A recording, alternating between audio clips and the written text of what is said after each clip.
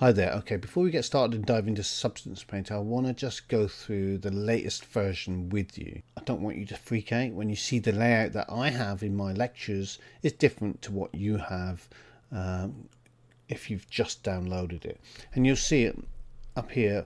The new version is 2018.1.0 and there's been quite a lot of cosmetic changes. For the better, I've got to say.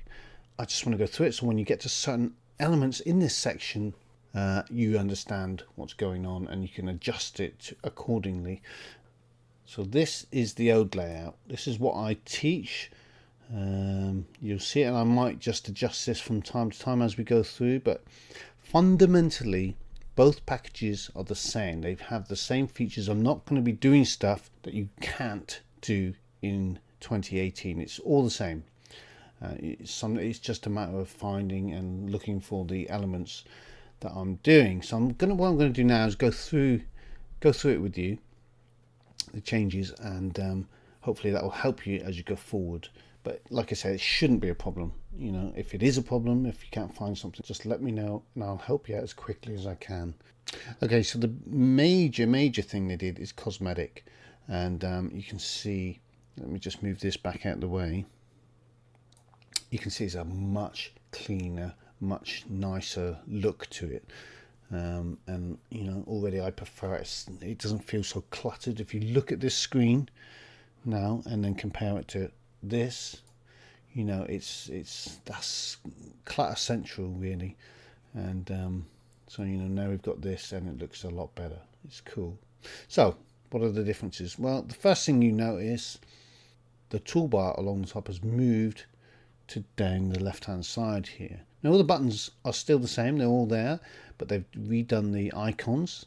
They're a much cleaner, much neater look now, and a lot more obvious. So if you look at the paintbrush there, it looks a lot better. It's still there, it just looks a lot better.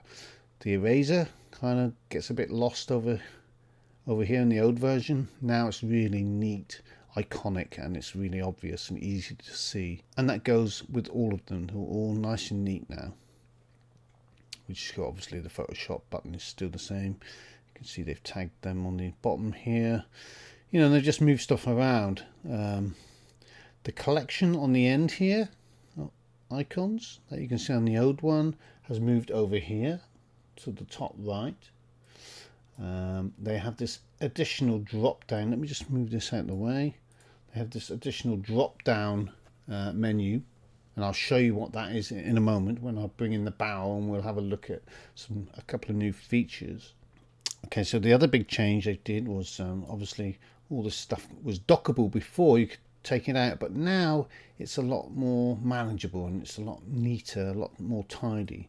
This is what you're seeing here on the new version is the default boot setting, but you can change it. So let me show you. The big change you see down on the old one, on the right hand side here, there's no bar. On the new one, they've got this nice new docking bar. That's what I call it. So we can minimize our whole workspace here. We can just turn off all these, turn them all off like this, and we have a nice big open space, which is fantastic. And you can see all these windows here now are docked down the right hand side. You just have to go in and find them. I mean, it's fairly obvious. So let's do this now. Let's get the layers back up. There's our layers window, and the good thing about it is you can tear it off and you can move it around like this, or you can dock it back where it was before, like there. And that's where I will generally keep my layers. So the layers can actually sit in the same place. If you look at the old version, you can see my layers is at the top. The text is a lot clearer on the bar as well, so it kind of stands out a lot more. You can see my layers there on the old one, and you can see them there on that one. So you can set this up. Let me just bring that back. So you can pretty much set this up very similar in the new one, and then as you get familiar with it, just start breaking it away and set it up however you want. You know, that's the beauty of this version and the old version to some extent, but this is a lot more easier, a lot cleaner to do that. So let's put our materials and that back down on the bottom where it was before. So if I bring this out, tear it off, and I can pull this down and put it back down there. So you can see my list here is still the same. It's just nice and neat now, and there's my materials, and I can still select things in here just like I can in there. So you'll see that throughout the videos, me selecting things inside this list here. To select your brushes, you just go in here and you select your brushes like this, and there they are. You know, it's all still the same. All the things are still in the same place, so you don't need to, worry too much about this new version compared to the old version. So in my texture set list, which is down here, and that's quite important, so you want to move that. Let me see which one that is. That one, texture set settings. No, switch that off. Texture set list. There we go. So I would put that with the layers. So I would embed that inside there as well. So you can tab them as well, which is quite cool. Or you can just add them to the same panel and split them like this. You will be working with these two quite a lot, so you know it's up to you however you set it. If we look at the old one, I can set it up so it's the same. So my texture set list was over here on this side, so I can grab that, I can pull it and sort of move it over here. As I add my other panels, you know, that will shrink and split. So let's do that. Let's have a look at this. You don't really need these all open while you're working, and I think I'll just get rid of. You don't really use the log. I think the log is over here. Let's have a look at this. Yeah, there's the log, you know, which sat down here. Oops, let's just tear that off. Put it over here. See, that sort of sits over here in my current window down there. But you know, you don't need it anyway, so you just switch it off. And I think I do that in the lectures anyway. You know, so that's the fundamentals. You just set it up how you want. Properties is always functional and always useful. Let's get that out. Not that. Properties. Make it there. Okay, so what I'm going to do while I've got this open, I'll bring in the barrel, and we'll have a look at it in context with a mesh inside it. So I'll do that now. So here's my barrel, just like I've got it on here, and you can see that, you know, my layers are there, my layers are there, my properties are there, my properties are there, my brushes are all down here and there. If I want my materials, I'll just select them in this list here. And you can see my texture set list, which is down here. These other panels are also up there, so you can just bring them out. We are going to be using the texture set settings quite quickly in the lectures, because that's the first thing you have to do. So let's have a look at those. That's the log. Even I have, you know, still finding my way around a little bit. So here's my texture set settings. Let's just put these down here. There we go. So they're in the same place pretty much as the old version, and there it is. Texture set settings, still the same. Texture set list, still the same. So you know, it's all there, so don't freak out, don't worry. New things include things like these tabs over here, which are really useful. And if you look at the old one, they don't have these over here. And let me show you what they do. They basically, if you click on one, it auto scrolls to the sections of that panel. So there's your brush. That's your brush settings in that panel. If you scroll down, they're all there. There's the alpha. There's the material, the stencil.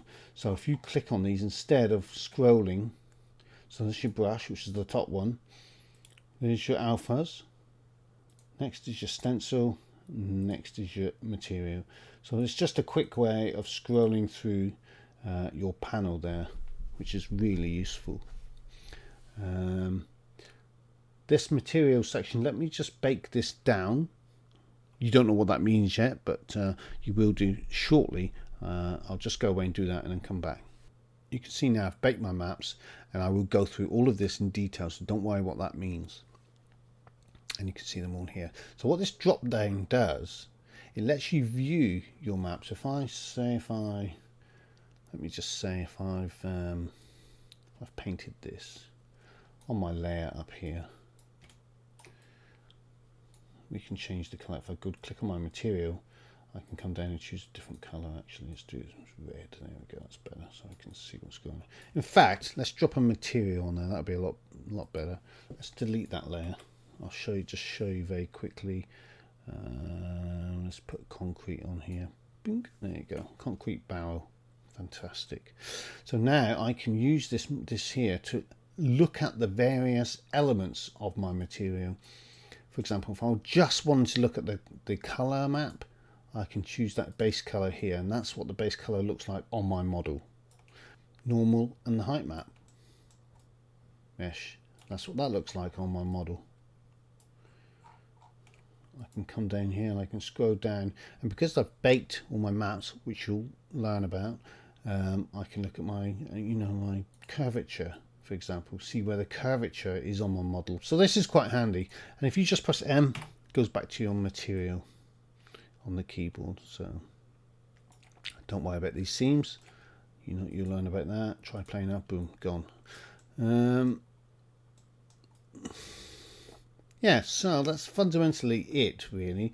That is a rendering mode. Don't worry about that. You don't need to use that for now. That's really good for if you want to go into Iray and render out a image of your asset for portfolio work, for example. But we're not going to be using that right now. These are all used in the course, so you'll see that. However, just remember that if I use them up here, you'll find them up there. And that's pretty much it. Let me see. So the newer features are things like, you can drag and drop materials onto your model without having to because before you had to drag them into your layers and then they appeared. But now it's got this quick feature of drag and drop. And if you've got multiple texture sets, you'll learn what that is. It's quite handy. So if I want to put cloth on one bit, on texture set, and the different parts of the model will light up depending on what texture sets you have assigned to it. So that's quite cool. Aside from that, there's a lot of new little features in there, and I'm going to possibly do an update to this section later on. But I just wanted to cover the basics there, make sure that you're happy with this. You can set it up just like the course, so it's not a big deal, not a big problem. And when you've finished and you're confident about getting these panels out, you can just close them all down like this. Leave the ones that you want to use. You might just want to put your brushes up the side here, like so. And then you've got a much bigger workspace here with all your panels hidden away on the right hand side. They're all docked, which is fantastic. So that's it.